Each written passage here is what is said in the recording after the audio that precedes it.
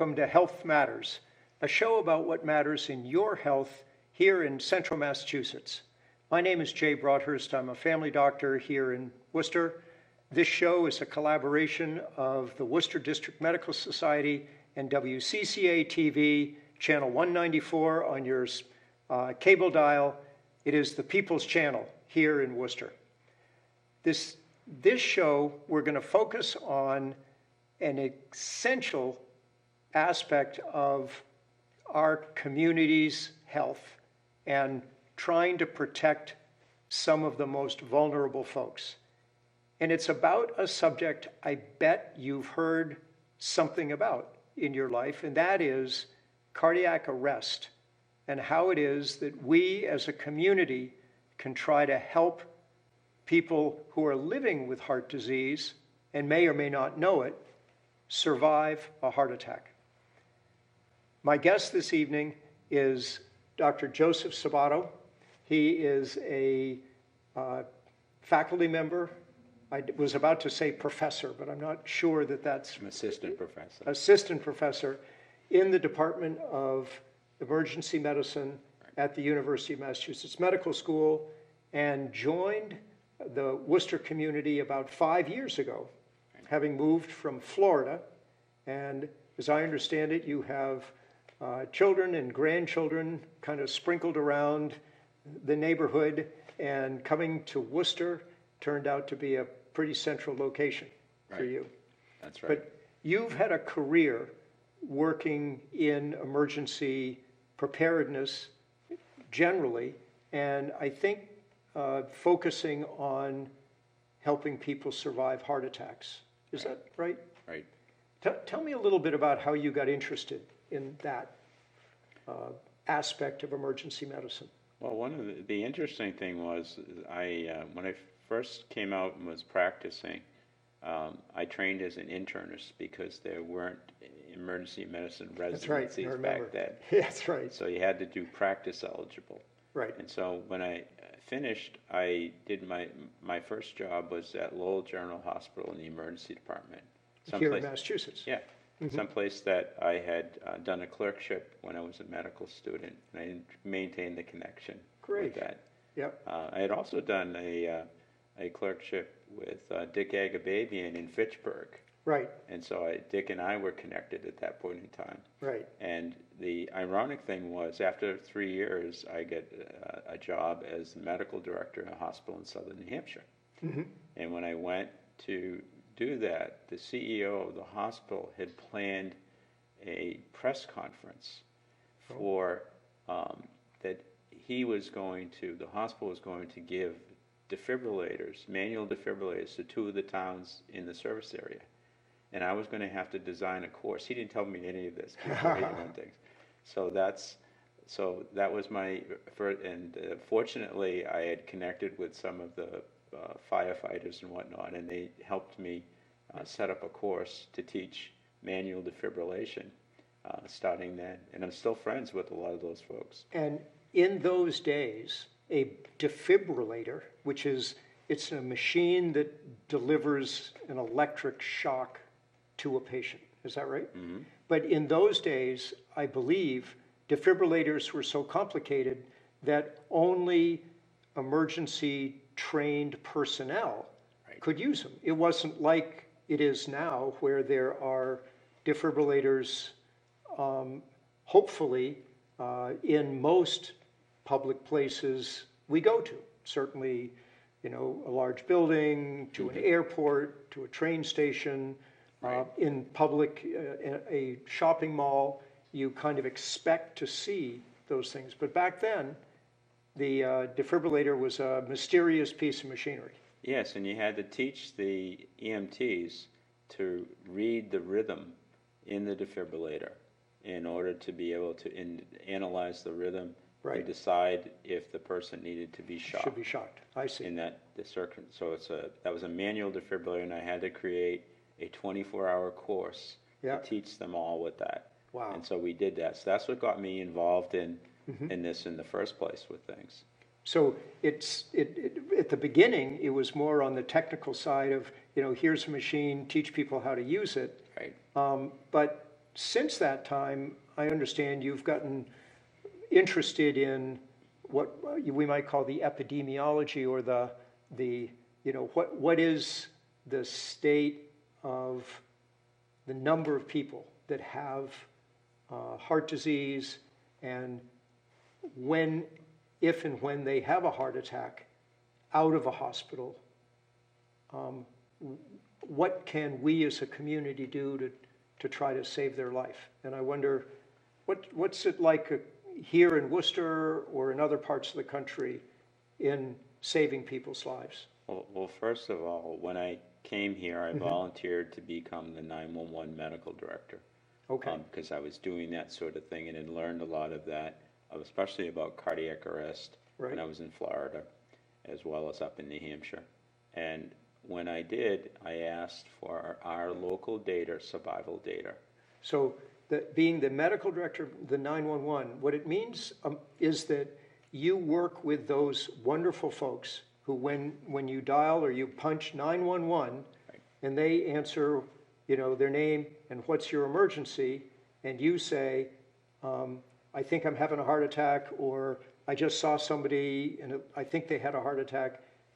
Those are the people that you help support in how they respond to that caller. And what drove me to realize how important they were with things is, while I was in Florida, I did a lot of research on this, and I found out that Seattle has the best survival in the world at 40%, as well as Minnesota. And what is the foundation of their great survival rate is telephone-assisted CPR through the 911 system. Is that right? They have been teaching that for over 40 years. And so that is the other thing that they do is they teach and mandate that in all the high schools in the state of Washington, everybody that graduates has to have successfully learned CPR. Wow. But the 911 operators are the foundation of everything with that, because they are able to guide people over the phone, even novices, what to do to do CPR and keep somebody alive until 911 gets there. Right. Or if they're fortunate enough to have a defibrillator nearby, till the defibrillator is applied in that. And so when I came here, I was working with the 911 operators, but I realized that we could create a very simple CPR program. If people can teach CPR over the phone successfully to novices, we could teach people and give them hands-on practice and feedback. I see. And that's what we started doing at UMass. Well, you said that you went to, among the people you visited early on was Mayor Petty, and as the new 911 medical director, you were interested in, well, you knew that Seattle was doing a fantastic job and Minnesota was, so how was Worcester stacking up? Our survival, when they handed me the survival data for our region, it was 3% versus the national average of 10%. I almost fell out of my chair, honestly, when they handed me that, because in a state that puts itself as the mecca of healthcare, I was, no pun intended, shocked that this was going on. And I said, well, we need to do something about this. Wow. And the 911 operators that I work with told me it was not them, and it isn't. It is the way the state has set up the bureaucracy for our 911 communications is the root cause of our deficiency. Is that right?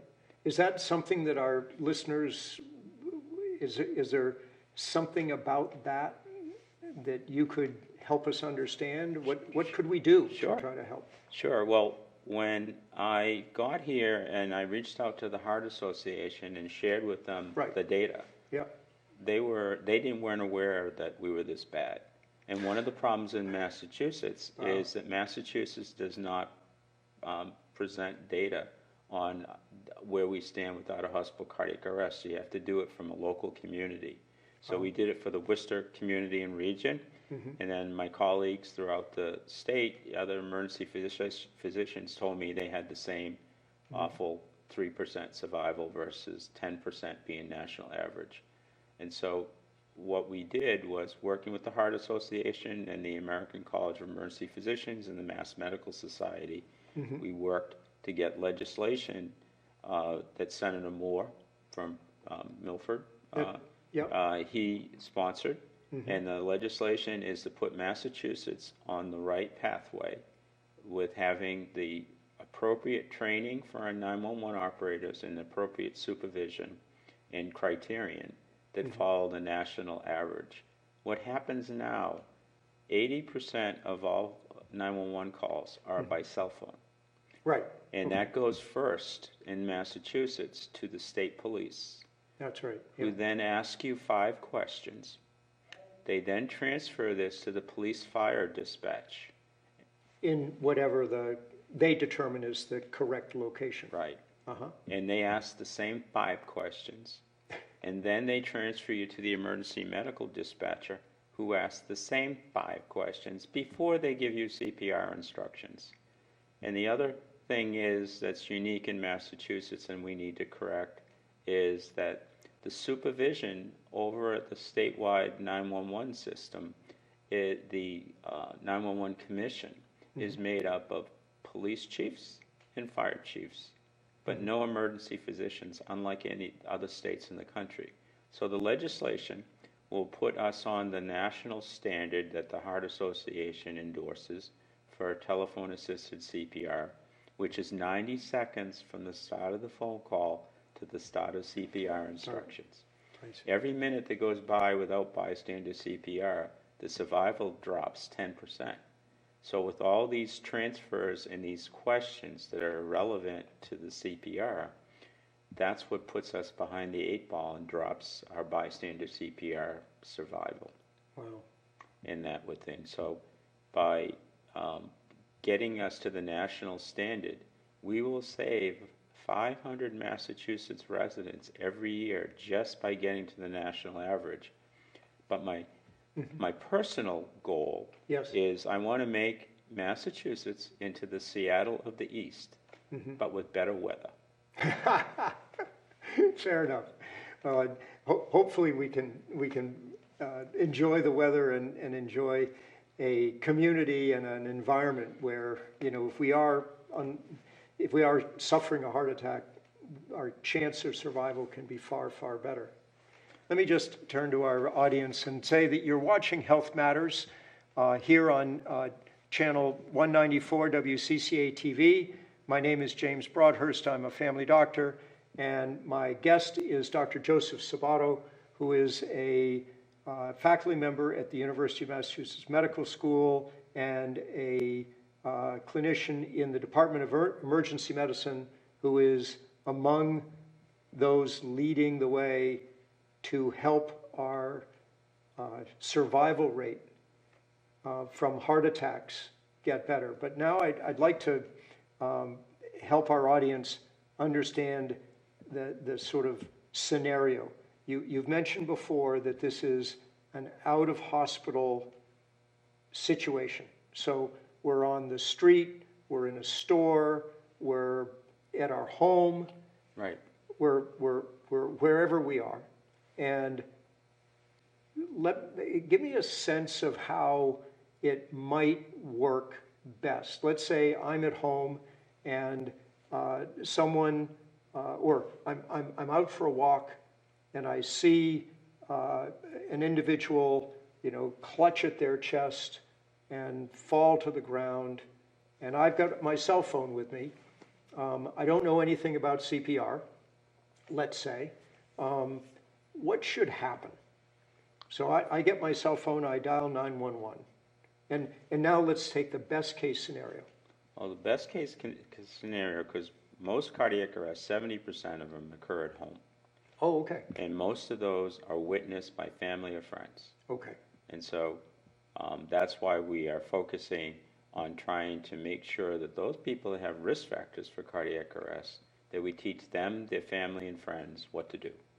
And so somebody collapses, you call 911, and you start CPR. And CPR has been made so much simpler now with hands-only CPR, which has been shown to be as effective or most effective way of resuscitating people just since 2015.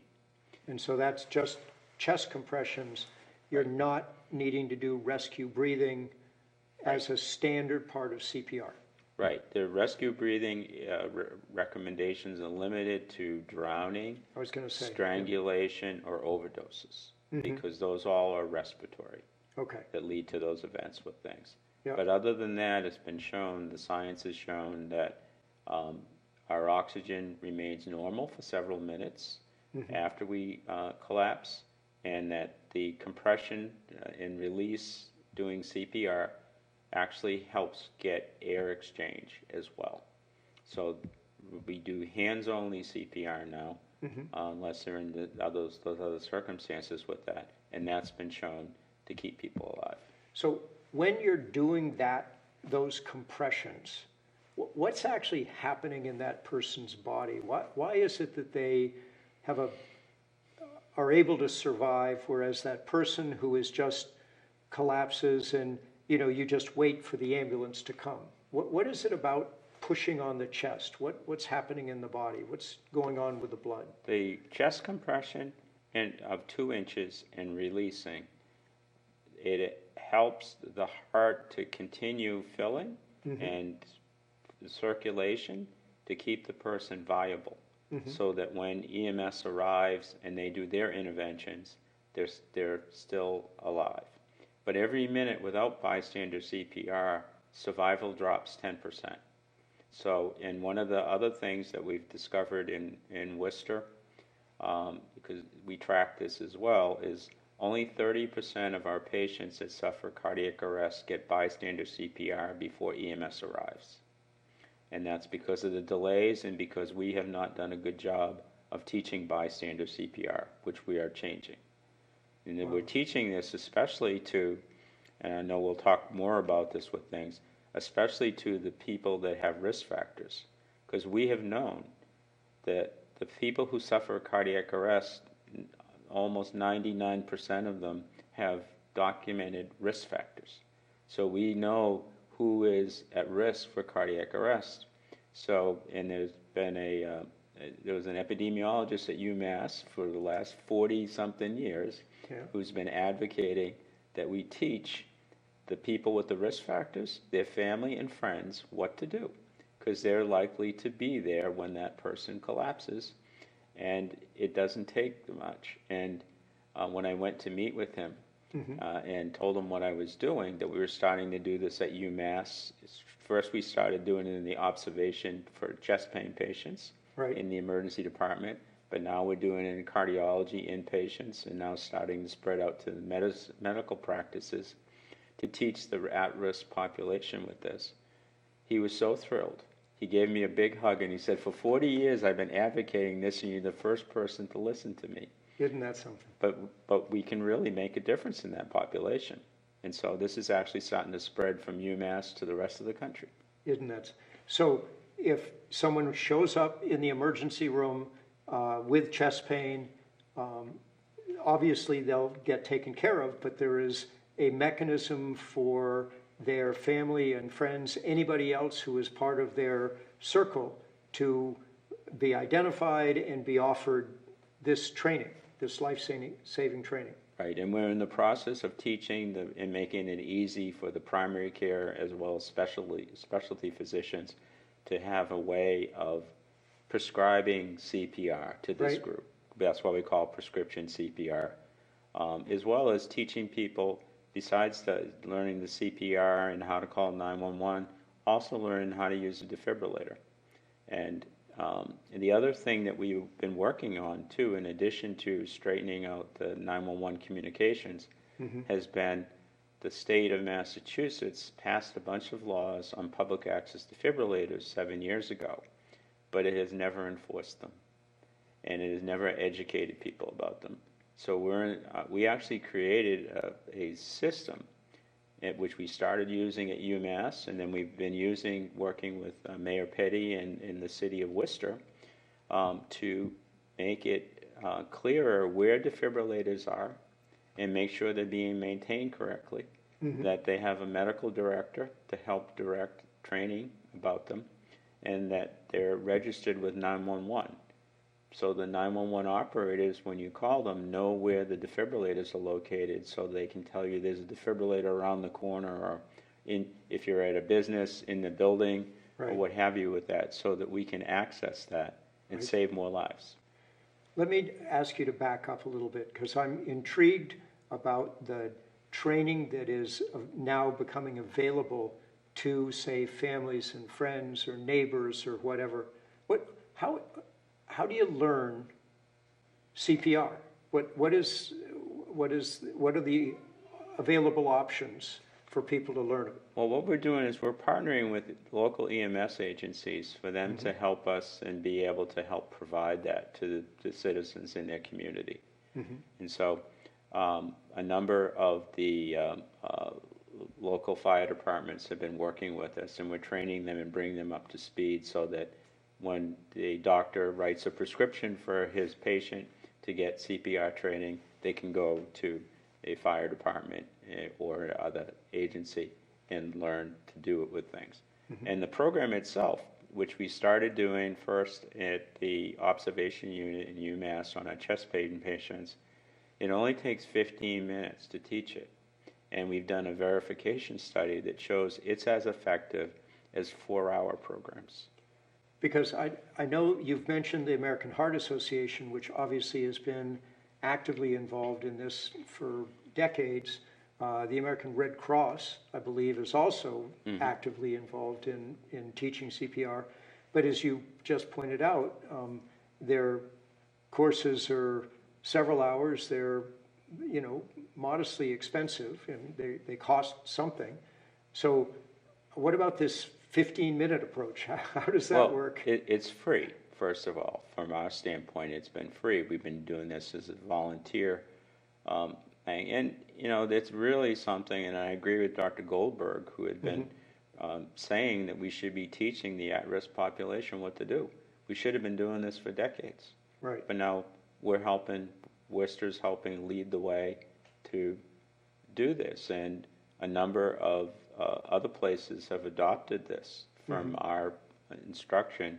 One is Brigham and Women's Hospital Genetics Counseling Group is doing this program for their at-risk patients and their family and friends. And so we brought them, and then the state of Maine, Accountable Care Organization, is doing it as well for their at-risk population. And the process is as simple as you get a prescription from your primary care doctor, let's say, and you take it to, you said in our region, it might be a fire station to learn. And you just make arrangements with the firefighter, and they spend 15 minutes or half an hour or whatever it is teaching you how to do CPR. Is that yes, the way it works? And we teach it to the inpatients at UMass. It's a 15-minute program. Right. And that we teach them how to call 911, which we've incorporated into it, and how to interact with the 911 operator, how to know that the person needs CPR, how to start CPR, how to ask for a defibrillator to be brought there if they're in a public place, and also how to use the defibrillator, and the fact that you need to bare somebody's chest. You need to put the defibrillator pads on bare skin, because you don't want to be trying to put it over their clothes. You'll have a fire, and it won't do the job it's supposed to do. Right. And that would thing. So we teach all of this as part of our 15-minute program. Isn't that something? Wow. We're getting close to the end of the program, it turns out, and I'm surprised because the time has seemed to go quite rapidly. But I wonder if there were some things that we haven't talked about yet that you would like to make sure our listeners know. Well, one thing is mentioning about the defibrillators. Right. And I mentioned briefly that the state had not been following the law that had been, but we actually created guidance, which when we did research to find out if there was anybody had created any guidance. No, myself and the medical students created this. Yeah. And it actually helped the city of Worcester upgrade where its defibrillators are and its signs. And I know if you go to Worcester City Hall, you'll see the signs that we helped them place in order to people be able to find the defibrillator, Right. to be able to do that with things. So if you're in a business and you have a defibrillator, or there's a defibrillator, a public access defibrillator near you, or in schools or whatever, Right. you should be asking, how can we make sure that the signs are there so I can find this in an emergency? Are we emerging into having a kind of standard sign? I mean, I know we've got, a stop sign that everybody recognizes. How are people going to recognize that there's a defibrillator if they're walking through a hallway, let's say at Clark University? That's part of what we're educating people to do. Is a universal symbol for defibrillators that's been approved. Mm-hmm. It says AED. I see. And it has a heart and a electric diagram. I see. As part of it with things.